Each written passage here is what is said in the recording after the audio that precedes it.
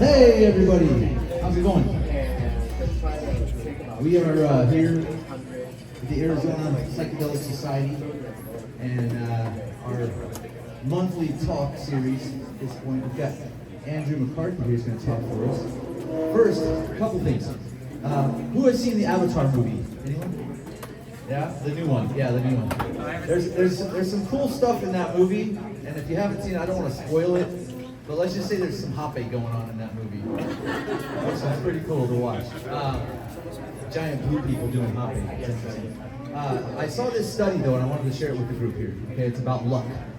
All right, and basically what they did is they studied, the way they ran it was, they surveyed people on how lucky they felt they were, on whether or not they felt like they were generally lucky, right?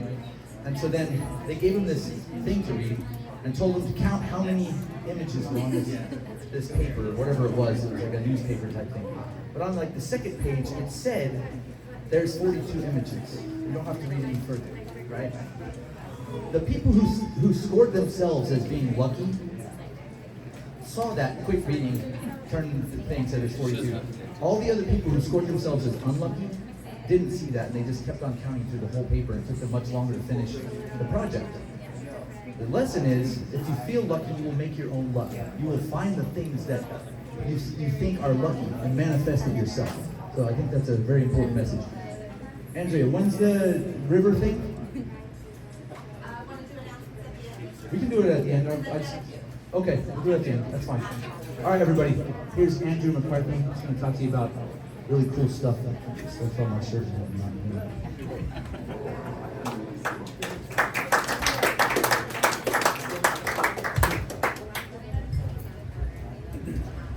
How's everyone doing?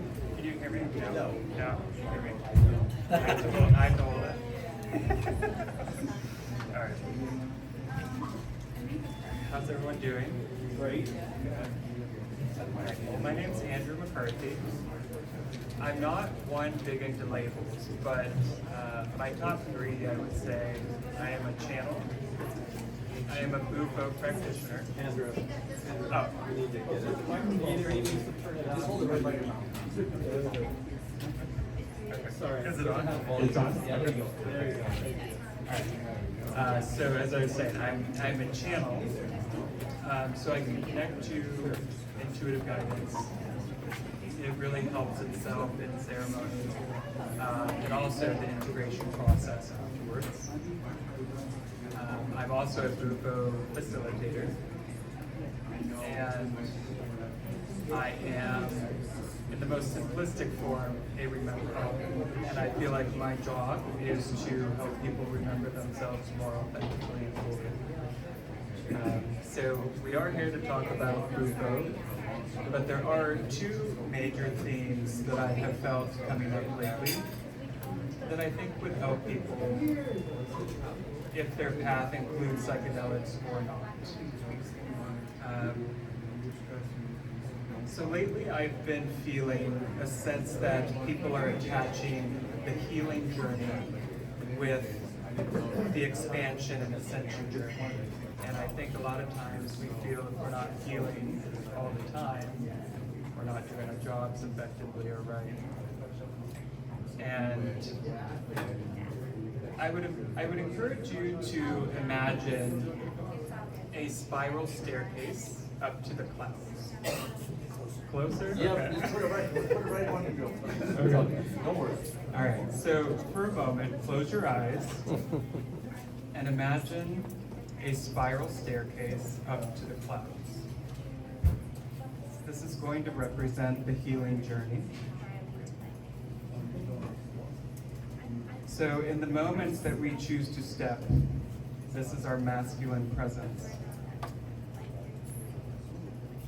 In the moments where we pause, we're encouraged to welcome in our feminine presence and love whatever comes up. So my initial statement that the healing journey does not have to be forever, as you go around your staircase, your vantage point and your perspective changes. You can observe your life without absorbing. And what's fascinating is if you imagine a beautiful sunset in one view on the staircase, and then maybe your shadow side on the other, it takes the masculine presence to physically step, to choose to look at the shadow. But once you are faced with the shadow, whatever comes up to the surface, the best and most purposeful energy that you can move into is your feminine presence. So whatever comes up, love it, embrace it in warmth, and before you know it, you're higher up on the staircase, so to speak. Okay? So I like to give that analogy because there's a lot of shame-based programming, and I've never met someone that's shamed themselves into healing. So it takes a loving presence to work your way up the staircase. All right. Perfect. All right. And then the other topic that I wanted to touch on was ego association. In a lot of spiritual communities, and I've witnessed in psychedelics communities, we view the ego as our enemy. And we're always striving for an ego death or what have you. And the ego is literally meant to keep us alive. If we view the ego as a puppy, so to speak, when the puppy pees on the floor, we don't shame it, we love it, and redirect its attention, right? And then it learns how to use the restroom outside. We can do the same thing with our minds, and we don't have to self-abandon and shame a part of ourselves, which is our ego. Right? Bufo is a really powerful, I don't like to even say medicine, because to me the word medicine kind of inspires that there's something wrong with you or you have an illness or disease, and that's not true.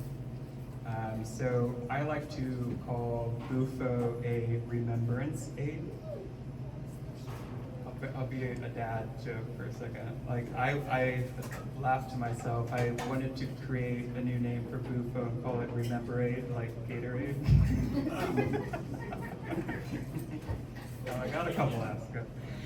All right. So I feel the purpose with being here fully is expanding and learning and ascension, and ultimately reconnecting with our true or higher self.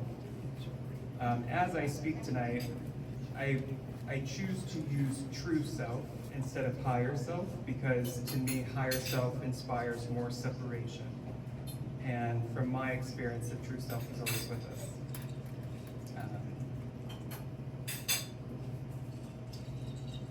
Okay. Any questions so far? Yeah, good. Okay, so for the majority of the time, I wanted to open up the floor for questions. I've spoken with a lot of people in Arizona in my almost 2 years of being here, and there seems to be a lot of fear around Bufo, and I want to help alleviate that. So I want to hear directly from you, because we will all learn from one another. What questions do you have about Bufo? Yes.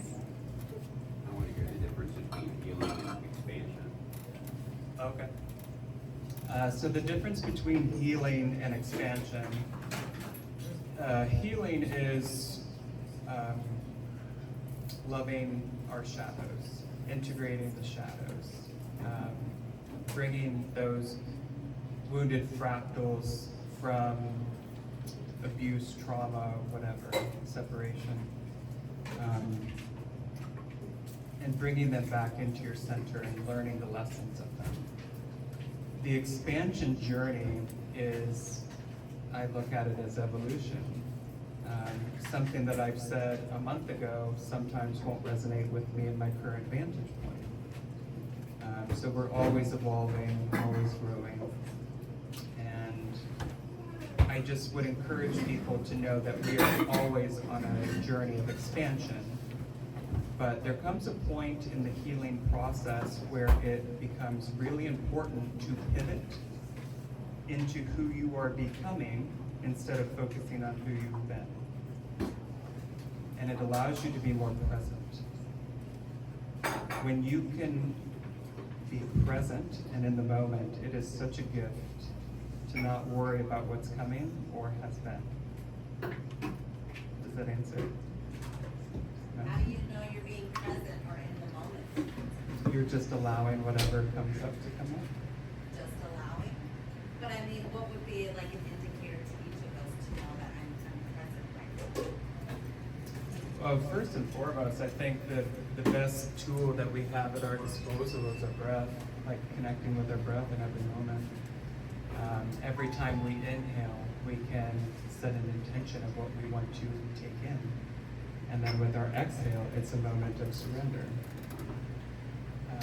So just that, it's presence. And presence is different for everyone, I feel. So that maybe what I hear you saying is some of this medicine of this remembrance is a remembering of what it feels like to be on the intentional side so that we can have the discernment of what it really means to be present. Yeah, for sure. Yeah, it's the remembrance is remembering our higher or true self before life touched us, essentially, as most people before the age of 7. Does that answer your question? Sort of. I'm just Okay. trying to get a felt sense of like when we're talking about being present, like what would that really mean for us? What does that look like in a grounded space? Okay, I would just say presence is allowing yourself to be in the moment and not focused on what has been and not anxious about what's coming forward. Yeah. I also think it's beneficial when practicing presence to not shame or reward yourself. I don't feel like you can be fully present with that energy. So the more that you can just allow and be, the better, for So sure. if you catch yourself like shaming yourself or judging yourself, then maybe that would be a cue that you're not being present. I would say that that would be a cue that you should pivot into the energy and allow its presence to be known. The more that you identify instead of avoid something that comes up, you can essentially remove the ball and chain of that attachment to you. Yeah. Yeah. So it's kind of like what you said earlier with the wounded fractals, and I really, really love that imagery because it's kind of like the trauma that we've been through becomes those wounded fractals, and in our remembrance and kind of connecting with our child self, even said before the age of 7, which I love that too, is kind of this repairing of the wounded fractals, bringing reharmony to the disharmony, kind of like through that cleansing or just through that acknowledgement even. So could you expand a little more on like wounded fractals? Because the first time I heard that, I was like, yes. Yeah, so if you imagine a whole piece of something, let's pretend our hearts. Each time that a traumatic event happens, imagine a little piece being torn off. And the healing journey becomes a matter of allowing yourself to look with intention at those individual pieces, and you bring your feminine energy in. See it, you witness it, you hear it, you welcome it for its presence, and you love it. You don't love the traumatic experience itself. You love yourself that endured that traumatic experience. You're welcome. Yes. Yes. When you're talking about remembering, I've read it and heard it about remembering true self, inner self. What are the markers that you can identify that you know you're actually touching in that area? Yeah, so great question. So what are some indicators that would allow you to know that you're... To identify that I am remembering. Oh, yes. That you are remembering your true self. And I would say anything of a higher frequency. So when your default mode is love, like love to me is neutrality. A lot of people view love as a very high frequency, and it is, depending on where you're at. But to me, love is a birthright, and it's a neutrality frequency. It's something that we all possess. So I would say, to put it simply, you know that you are integrating your true and higher self when you allow anything to come into your experience and you love yourself through it. It's a really good marker that you are remembering yourself in a more whole way. Anything traumatic, is that what you're saying? Anything. Going to the grocery store, they're out of your favorite apple. That could be traumatic. Just anything. It's instead of allowing yourself to take a residency in a lower frequency for a long period of time, you just love yourself through it. And I feel it's really difficult to put into words the frequency of the true self, because in higher realms there is only presence, there's not words. So I would say great indicators would just be that you feel calm, you feel no longer that you're self-abandoning to fit in or please others.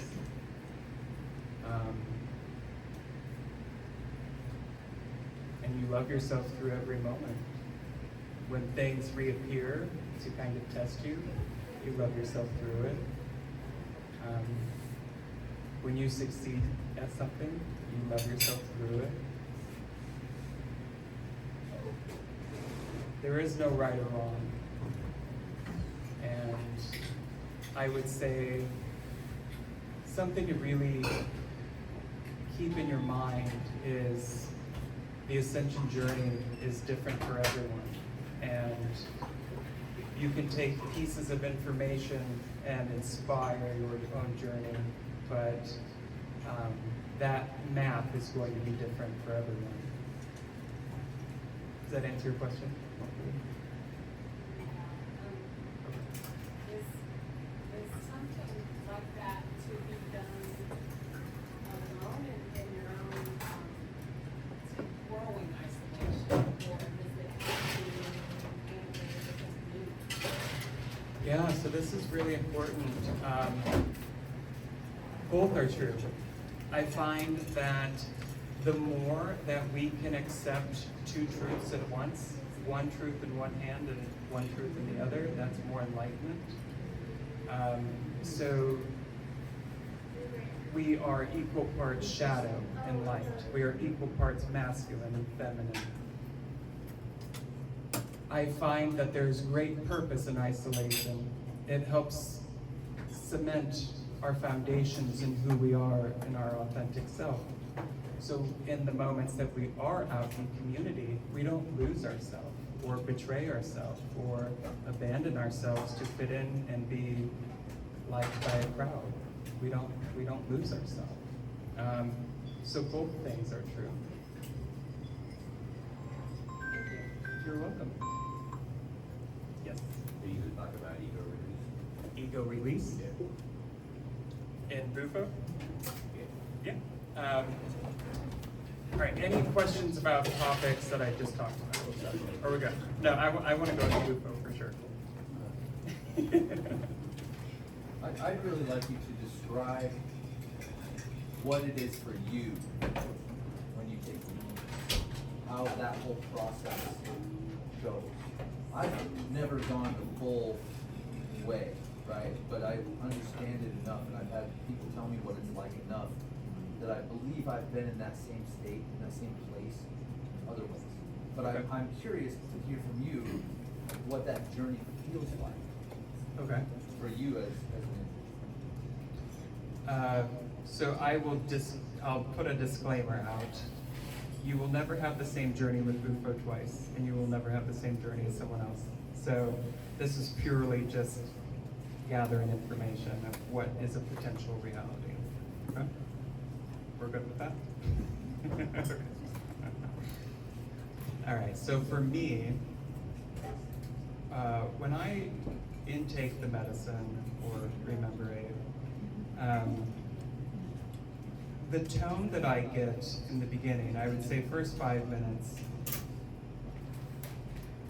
it's really important to have a feminine approach and surrender, because I feel the medicine for the first 5 to 10 minutes is very masculine. It wants to deliver information to you. And then the back end of the experience is more you being in your masculine and asking questions and seeking answers or clarity or enlightenment. I really try to educate my clients in that. So it's really important to surrender, and the best way that I have found to accomplish surrender is gratitude. Bufo is the strongest psychedelic known to man, in the sense that it will dissolve the ego within 10 seconds or so if you surrender. That's it with a full journey. So there also is great benefit with microdosing and doing different doses of Bufo. But with a smaller dose, you still have ego association. So it's kind of like you're on a bridge in between, which there's such great beauty in that, because you can more fully integrate things in the moment, I find, with microdosing. What was your question? I get off topic. just your journey. Oh, my experience, yeah. So the effect that you would feel with Bufo right in the beginning, within 10 seconds, I have seen a lot of people go into nothingness, which I would call the void. It's really important to allow yourself to just disappear into that, and then when you come back more present, it's my interpretation, my current vantage point is you are thrust into oneness. You come to the realization that everything is God, everything is source, everything.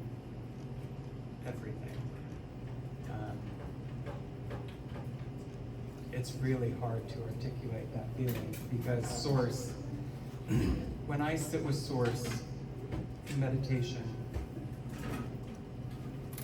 there's never words, there's only presence. And based on what your intention is with sitting with them, you can get clarity and guidance. But I have never channeled direct words from source like I have my higher self. So in Bufo, it's really important to just immerse in the experience, because you will get clarity from the experience, but you also get a great amount of clarity in the integration process afterwards, up to a month. I find that up to a month, you have fully integrated your experience. Does that answer your question? No. I wanna know what it feels like. I wanna know what you feel. Tell me your physically, mentally, emotionally, what do you feel when you go through this journey? It's really inevitable. It's really hard to articulate that. I know, I ask hard questions. Yeah. And like I said, it's different for everyone. I've never felt called to count how many times I have worked with Bufo. But each experience is different, depending on what I want to focus my attention to in that experience. Yeah, it feels actually irresponsible of me if I were to go into great detail my experiences, because they're all different, and you wouldn't have that one. Yeah. You have to just try it, Gary. Oh, I tried it. I know. So if I were doing an elevator pitch to someone, I would sum up Bufo, and it is attempting to thrust you into oneness, and if not oneness, unity consciousness or Christ consciousness. If that does not happen, it's going to show you what is in the way of being in that energy.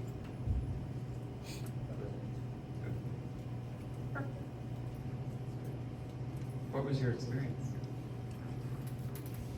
Well, I've only taken half dose. Okay. I did a lot of my courses, but I did half dose. I was terrified.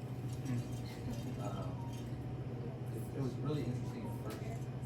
The first 30 seconds or so was like amazing. Okay. But then, for whatever reason, it decided to get caught in my throat right here, and like felt like I couldn't breathe. So I spent the next 15 minutes or so struggling to live. I mean, that was my experience. But I think now, looking back, knowing what I know, had I allowed myself to just like scream, Yeah. that would have been a release that could have helped me through that part. But I was self-conscious. I was with a bunch of people I didn't know.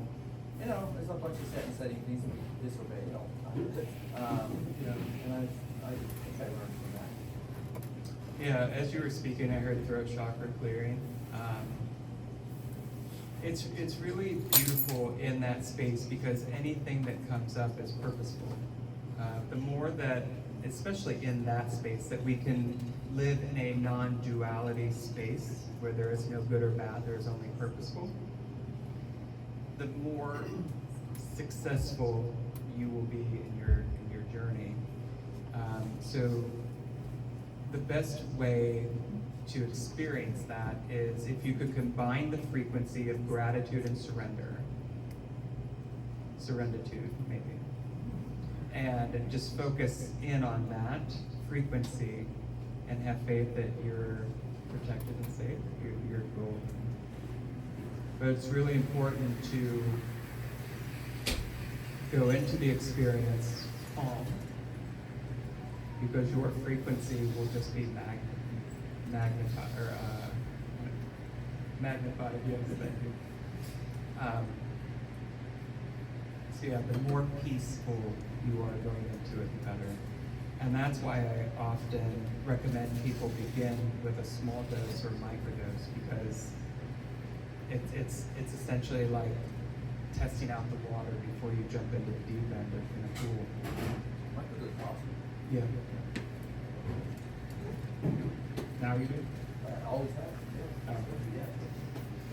Bufo? Little dose. Yes. Are you able to describe what a microdose feels like? It would be the same answer, less intense. I find that the purpose of a microdose is not necessarily to leave your body like you would a full dose, but more, it instantly raises your frequency. So, yeah, it's just a less intense version. you will not have ego death. But it's really purposeful. It's really great to learn how to work with the ego and not try to kill it off all the time. So, to be clear, when you say it's like putting your foot in the water, on the water, in a session, would you microdose, and then take a break, and then do a more significant dose? Or not That's an necessarily? option. Okay. Yeah, so some people I feel called to, and this is all discussed in your onboarding call, discovery call, intention call. So I give everyone an hour call leading up to the session, and I discuss your intention. I really get a lot of information and I write it down. What people are working through. Sometimes I get doses in that call, but always dosing in the moment. So sometimes we discuss doing a series of microdoses. So it's a series of small doses back to back. So you load the apparatus and you just light small pieces of it instead of the entire row.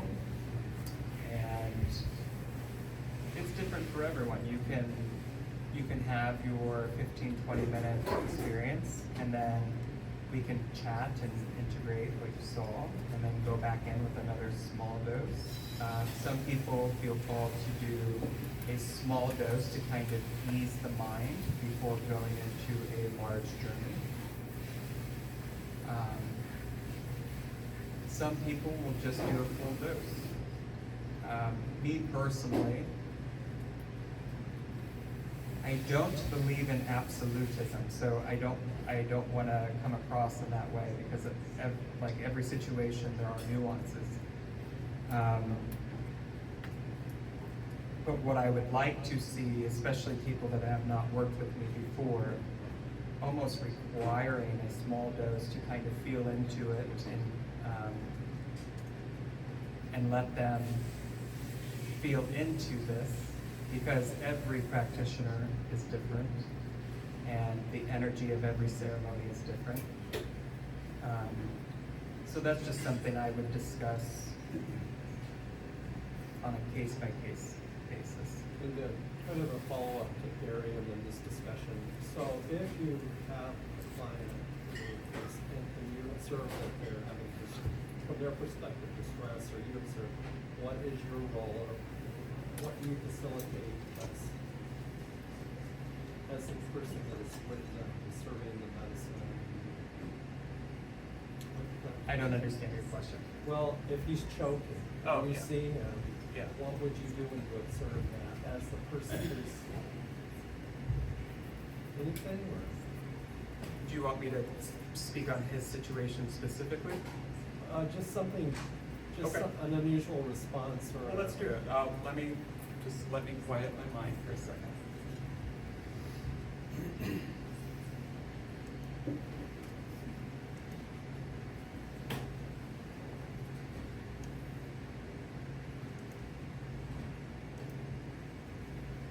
When I place myself in Gary's body, experiencing it, I do not feel that there would be a reason to intervene. I would have allowed him to have his process. There are things that I can do energetically with rattling to kind of help inspire movement. Sometimes I feel inspired to use sound bowls. Sometimes I will put a sound bowl on someone's heart and physically let the bowl heal the body in that way. It's every ceremony is different, so I can't say in black and white this is what yours would be. I use my intuition in every ceremony, so I just did one recently where I played this song, which typically I do not play music with words in ceremony because it helps, or it actually inspires the ego to stay more present. Where in that space you really kind of want to set it to the side. But for whatever reason, this time I felt inspired to play, I think his name's Xavier Rudd. yeah. I forget the name, but that specific person, I felt like there was a message from her divine union higher self that she needed to hear. And when she came out of process, she started crying and said, when I listen to that song, it makes me feel like I'm with my partner. And so obviously I didn't know that, but Spirit was guiding me. So essentially I'm just a conduit for whatever comes through, I listen. Does that answer? No. Yes. Two-part question. One is, what do you consider like a microdose and a large dose, a full dose, as far as Numbers? Was it? Like specific dose Yeah, number? I'm just curious to what I had in the past. Also, what are your thoughts on synthetic versus the actual natural depot?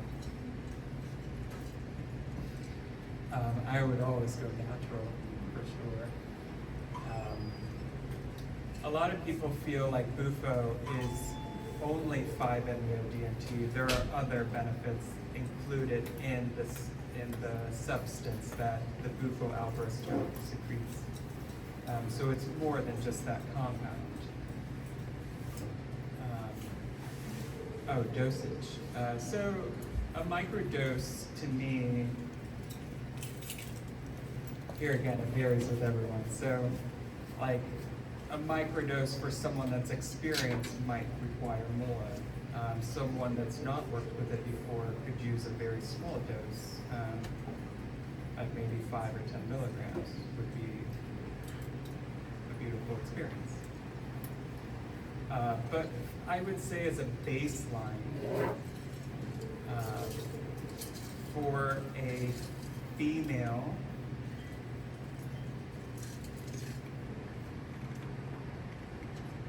or a petite man, anywhere from 50 to 70 would probably be a full dose across the board, and of course there are nuances. For someone that is larger, I would say anywhere from 70 to 100, 100 being the max. What did you do? I'm curious. So we did it like 3 times in a row. So it was started with the micro, which is 5, and then did a 25, which was way more than the micro. That was almost a full week with that experience one. Okay. And then the 50, I don't know if it built up too from the other ones, but then we did 50, and that was just, I can't imagine it doing Yeah. I don't know if it builds too, if you do 3 or some sequence like that. Absolutely. I would say in a series like that, your defenses are down, your armor's down, you're very vulnerable and exposed, like you're already there. Yeah, it's funny. I'm recalling back to when I did my training. I worked through 1.5 grams of medicine in the span of 3 days, where most people that would be something that they would do in a year or 2 or 5. So it's different for everyone.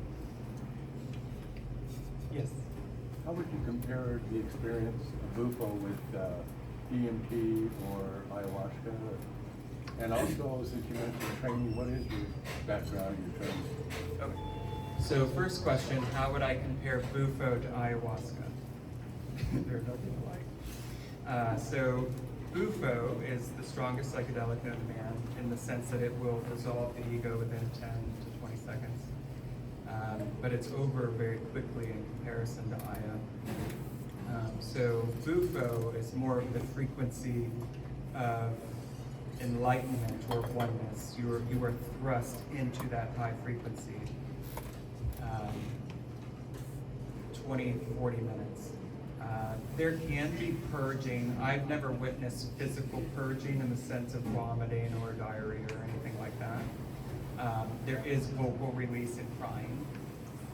I just haven't witnessed it, but I'm sure it does happen. Ayahuasca is, I've worked with ayahuasca 5 times in my life. I would say that ayahuasca is more of a well, it's a feminine presence, it's a grandmother frequency. It lasts between 4 to 6 hours. Once you drink the tea or the brew, it's really hard to discern time in that space, but I would say maybe 30 to 45 minutes onset, right? Anyone done that? Yeah. It's like maybe up to an hour. Up to an hour? Okay, yeah. But in my experience, ayahuasca's intention is to purge physical trauma out of the body, and it's meant to more open your heart. So there is a physical healing that ayahuasca offers in just a different way than what bufo does. Does that answer your question? Yes. Okay, yeah. And your training? Oh yeah, my training. So I worked with a bufo facilitator out of Texas. She was the one that initiated my training and remembering, I suppose. And she introduced me to a tribe in Punta Chueca, Mexico. And I went through a series of their trainings. It was very interesting because they speak their native tongue and also Spanish. I speak only English. So it was really fascinating for me to use my intuition and energy reading ability in that space because I couldn't focus on the words. I didn't know what they were saying. And then my second time I took a pocket translator, so that helped. But yeah, so I get my source of medicine from them. So very ethically sourced. Actually, how you harvest bufo is really important. So if you disrespect the toad in any way, or you don't have a pure heart, the toad will actually urinate on you as you secrete the medicine, and it kind of taints the medicine, so to speak, they say. So the best way to go about it is really honor the toad, and you pick it up and massage its head, and it will literally surrender into your hand and give itself to you. So it's essentially, from what I perceived, was Source's way of like making sure it landed in pure hearts, is what it felt like. Who in here's worked with bufo? Nice. Questions? Yeah. So we talked a little bit, well, you talked a little bit about the ego dissolving, and then you talked a little bit about the mechanisms that the ego can fly. And so there's a symbiotic relationship that happens here. I'm curious about, because I've seen this in a lot of spiritual communities, ascension being the ego achieving. So at what point in time does it become this true relationship that's happening with non-ego achieving? When does it become unhealthy, like in that sense? What's unhealthy? Ascension? Yeah. Okay.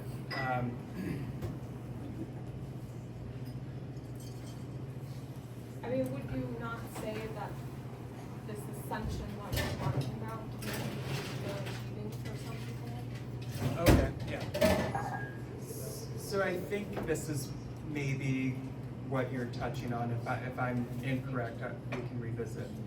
But what I feel in bufo, you are thrust into oneness. You feel like you are all that is, and you are the frequency of everything. It's pure enlightenment. So in terms of trying to maintain that frequency of oneness when you are just out and about being a human, I think is unrealistic. Is that what you're speaking to?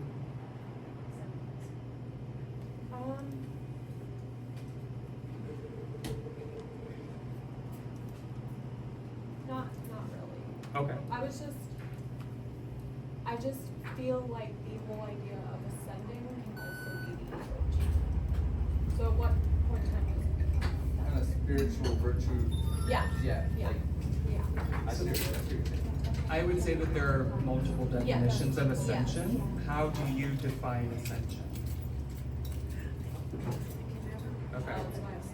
Okay. But I am curious about the line there. Yeah, so I think a lot of,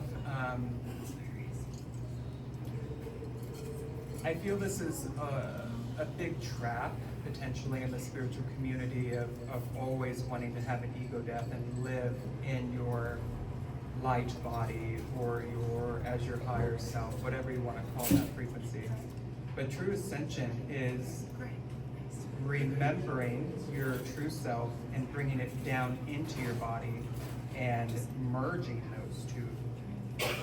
So it becomes about integrating the true self into the body, and it just becomes your baseline.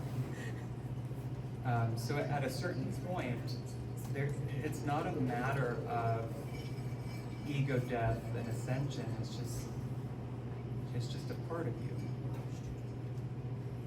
Am I answering your question? I feel like there's confusion.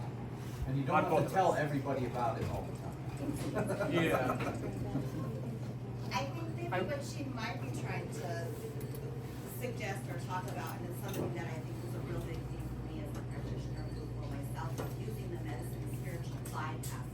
Yeah. How do we know that the rest of us, or any of us, even as practitioners, aren't using these medicines to try and bypass the work? Right. I find that people tend to reach out for Bupo more often, trying to bypass the work, where you actually have to sit in your shit for 4 to 6 hours. Sitting with Literally. mushrooms. So that's where I tend to be a little bit more mindful. Where's that line of me possibly abusing this medicine because it can be abused and is abused?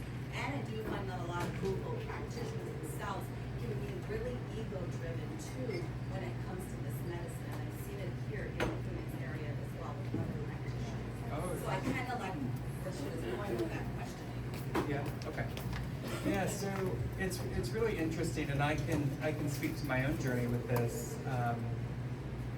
I have felt called to not work with any medicine for the last 6 months because there is a part of really honoring psychedelics in that they are an aid. And I would encourage people to realize that psychedelics are a great helper.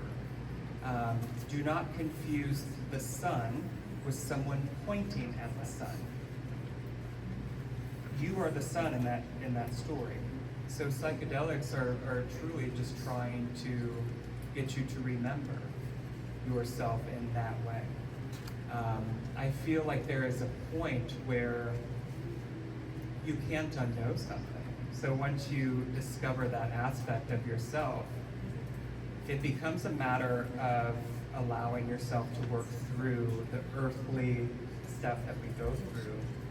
And with receiving that gift of the moment of your higher self, you can reflect back on it and remember your power, remember your presence, and bring it into the body and not be reliant on medicine to achieve that.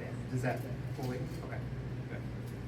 I wanted to make sure we're on the same page. Yeah. So I got a question for the group. I think you of course, first, but so the way we use NMDMT and put it with an MAOY to make ayahuasca. Has anybody done that with Bufo? Is there a way that you know of that anybody's heard of that we could do that to make the experience last longer, that maybe we could pull more out of that? I recently just heard of a friend combining Changa and Bufo. It's not something that I personally feel would be ethical in my specific practice. But I also know that Source expresses itself in all situations, so if someone felt called to do that, it'd probably be purposeful for them. It's just not on my path.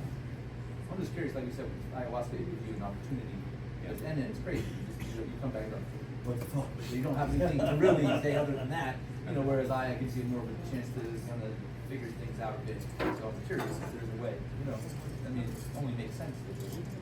Yeah, so in that situation, like Changa, is smokable ayahuasca. So you would just combine some of the changa in the chamber with bufo and light it at the same time, I imagine.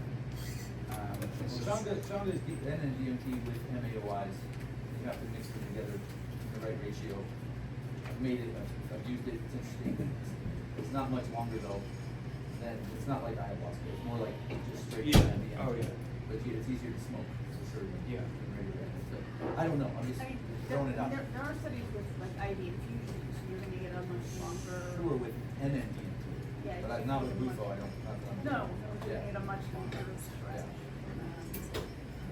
I was actually having a conversation earlier on this sort of thing. Would you want to make it longer? Because you're I not. don't know. I don't know. It's like. I wouldn't want to make NNDMT longer, but people are doing it. They're doing that in England right now. They're doing a study. They are, and my understanding is they're doing that to try to get more out of it. Pull information out, Because it's more interact, like, UFO, like you're not even there anymore. Well, who knows? But what if you elongated it and it was more like the contrast between NNDMT and ayahuasca? That's a different thing. That's a different thing. So maybe if you elongated this, it'd be a different thing too, in a good way. Who knows? I would also say that in bufo, there's no time association. So to say that you want to make it longer, you don't know how long you're in process. The first time that I did bufo,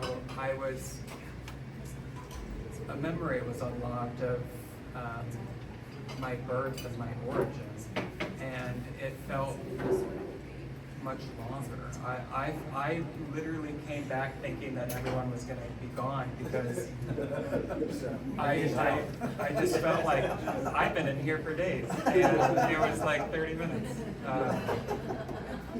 That's the thing. If it's longer, you're not gonna know it's longer. It's still an eternity either way. That just feels like a non-issue to me. I think for me in my experience, especially working with people, I think the more we get tapped into the medicine and build a relationship with the medicine, I think the more we're bringing out of UFO experience, not 15 minutes to like 45 minutes to an hour. I think it's really allow us to keep moving and working with the medicine for as long as I can. That's building capacity Yes. to keep letting go and holding on to that experience and moving through it. So that's why I'm like, the stronger the ego is, the shorter the ride. 5, 10, 15 minutes, that's just the ego's real strong. So the more we can surrender and let go, we can really bring out a beautiful journey. And I know, because I go Get that too. Yes, I agree fully. Yes. Would you not agree that like the integration afterwards would be, and that length of time and what happens there would be more important than the length of the journey itself? To say that integration is more important than the journey itself, I would encourage you to see the purpose in both. Without one, you can't have the other. So I'm not going to label that more important than the other. You can't have one without the other. But I will say that it would become,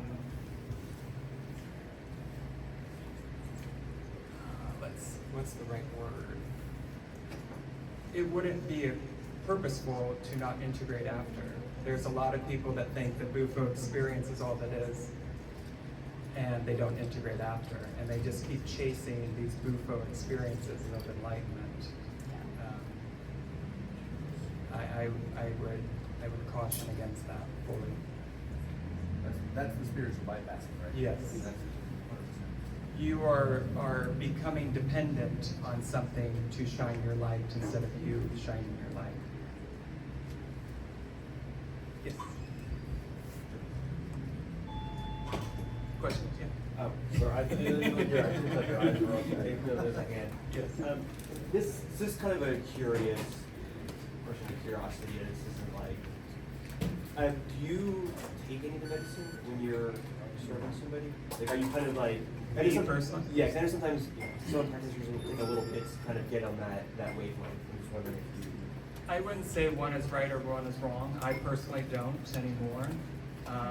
I find that my channel is more open without it in that space. But I also would never condemn or look poorly on someone that did. Every practitioner is different. They bring a different frequency, different variables. So whatever is meaningful to that practitioner, they should go with that. Yes. So you said true self and you said unity. Is that referencing the same thing or different things? Okay, yeah. So this is really important, and this is just something that clicked to me last year. True oneness is not obtainable in a sustained form, in human form, because oneness is your source essentially. So you can have moments of remembering what that feels like, but it's not obtainable in physical form. So the highest frequency that we can embody in physical form is unity consciousness or Christ consciousness, both are the same. And it's essentially knowing that we all derive from one source and we are all brothers and sisters. Does that answer your question? So when you say source, The Creator. that's everything, right? Yes. So when you say it's not possible to experience it with It's not impossible to experience it. It's impossible to sustain the frequency of oneness while incarnated in a physical form. Okay, got it. And then the other one is, what have you seen for growth or improvement or remembrances for people or yourself going through ego?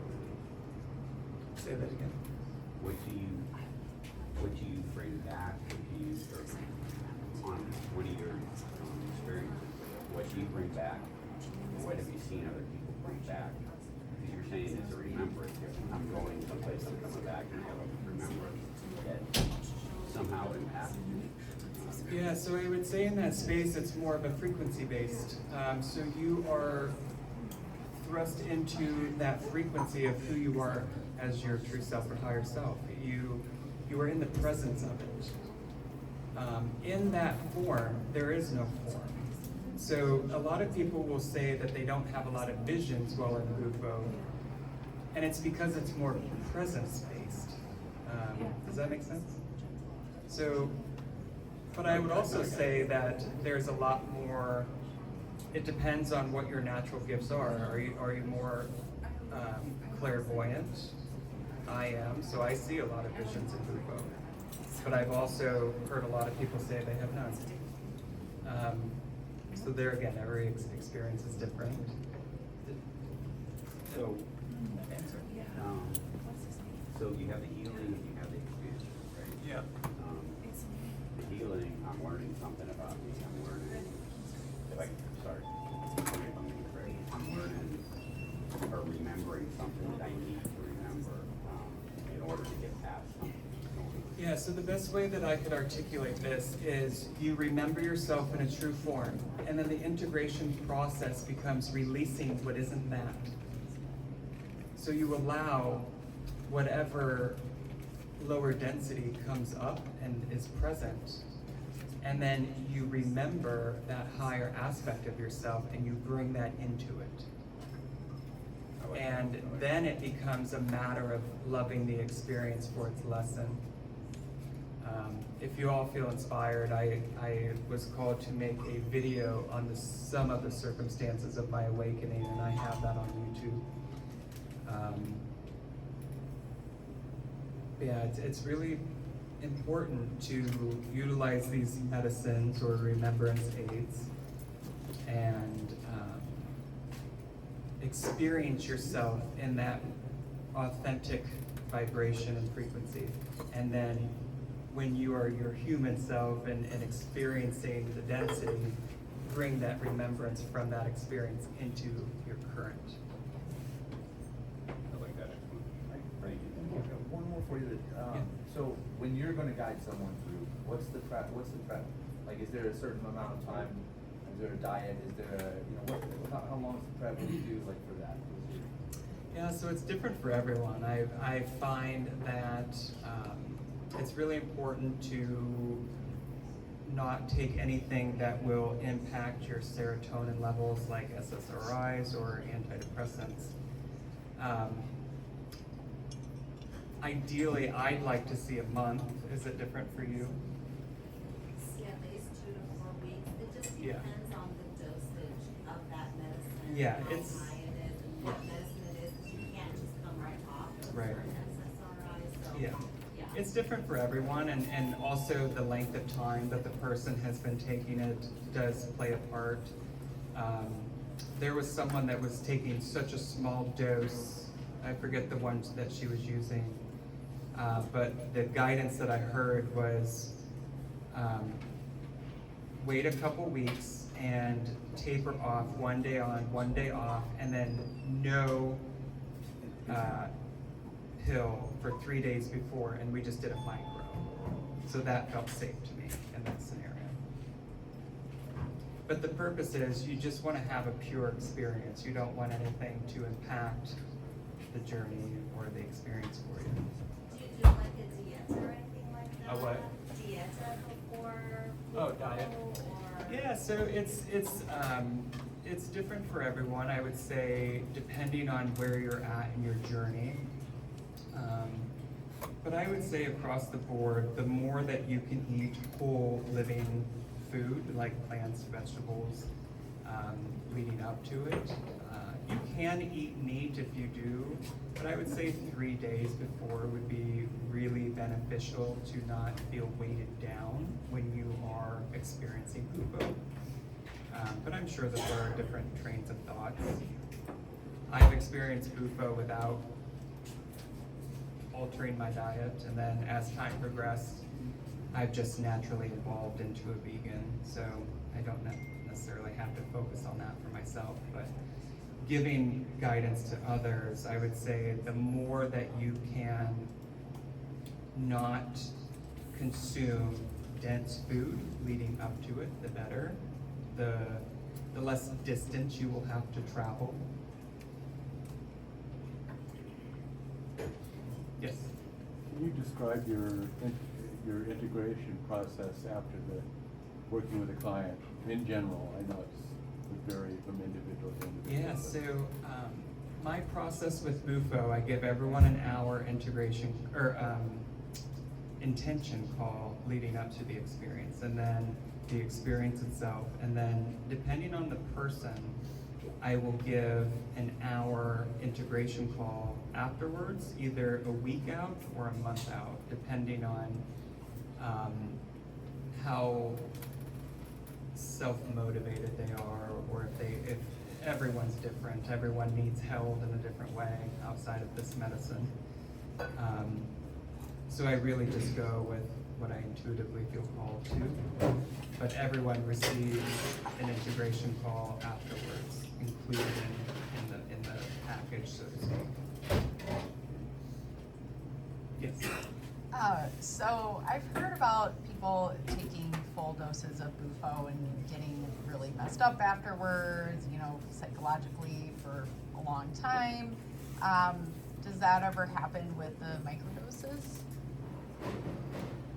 I would say that I'm sure there are cases where it happens, but I don't feel any red flags up at all when you said that, so I would say no. But as I said, I don't believe in absolutism, so I'm sure there are cases where it has happened. Does that answer? Yeah. Okay. Any questions? Any more questions? Are we good on time? Yeah, I think we take another question if anybody's got something. Anybody else have a question? I got a Yes, question. yes. So the stuff that's secreted by the toad is a defense mechanism. It's like, so what happens, an animal eats it, it dies by tripping to death or something? Is there an amount that you would take that you would actually die from this stuff? Well, so when you consume bufo in a therapeutic session, you're actually inhaling vapor. You're not licking the liquid or inhaling. Don't lick toads. Well, when I first moved here, there were a lot of dogs licking toads in North Scottsdale or something. So yeah, it is a defense mechanism. You're right. But I mean, does the animal die by tripping to death or something, or just dies or something? Yeah, I would say so. Yeah, I don't know. And can you die from smoking too much, or? I have heard of situations where, in my 3 years of experience, I have heard stories of 1 or 2. But the circumstances around it, the client was more insistent, and I feel like the medicine practitioner was not in integrity and wanted the, I'll put it nicely, energetic exchange, and served them even though they recommended they not, and the person ended up dying. But I think you're completely safe with a practitioner that's in integrity.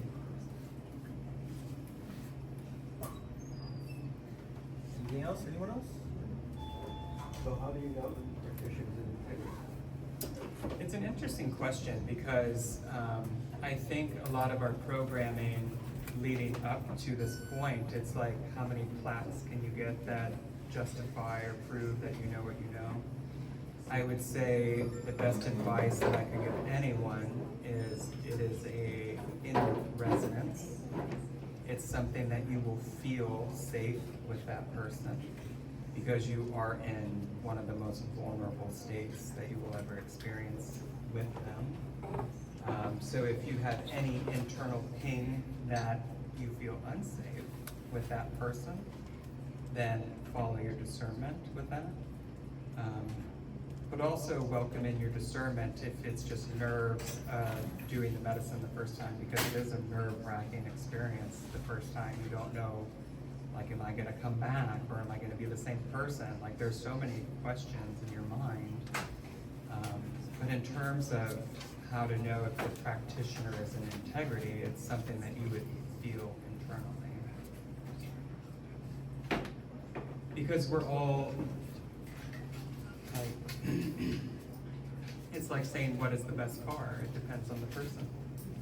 So who might benefit from one practitioner might get more out of another, and vice versa. So it's an inner resonance. Something will speak to you about that person, and you should follow and honor your awareness. Put your hands together for Andrew. Thank you, sir. Thank you for letting a bunch of people in here. All right, so we've got some announcements, not too many, but 2 weeks we're going to do another speed social night, so that'll be a lot of fun. If you haven't been in one of those yet, it's kind of like speed dating without the dating part. And then, Andrea, what you got for me? She's got some stuff. We've got a river moon dance, water walk, something. I'm just going to pull up what I have because we have quite a few things coming up this month. Do you all feel more safe with Bufo now? Oh. Yes. Like, has it removed fear? Like, that was my intention with tonight, I hope was so. just to remove fear I around hope so. Bufo. Good. Okay, perfect. Just wanted to make sure we're complete. We're complete? Okay. I don't have my glasses on, so I'm going to try and make it quick. The thing that I want to just kind of keep reiterating to the community is that we have our Recovery Alliance group, and tomorrow night is our online Recovery Alliance group, and on the third Sunday we meet in person at Granada Park. And there's just been a really big calling for anybody who's working with any part of their life in recovery, whether for me right now it's sugar and maybe it's other substances, maybe it's relationships. You don't have to be abstinent to join any of our recovery groups, but we're just looking to keep building community, health, and well-being here within the Arizona Psychedelic Society. What else? Let's see. This Saturday, we also have breathwork and hot hay with Culture and myself at the Healing Tree Collective on Saturday from 1 to 4.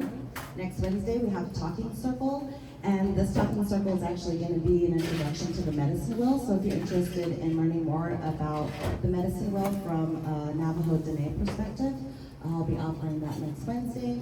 And then as Gary was also speaking on, we're gonna have another Navajo storytelling, stargazing down at the river on the following Saturday, the 17th. So we'll be down at Rio Verde telling stories by the river, fire, gonna have hot cocoa, tea, and stargazing, and then bring a musical instrument.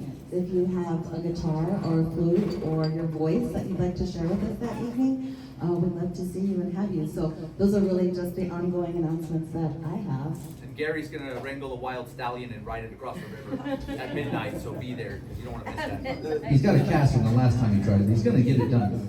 I know he will. Anyways, I love all you guys. Thank you for being here. It's been fun. Thank you, Andrew. Give it up. Give it up for him.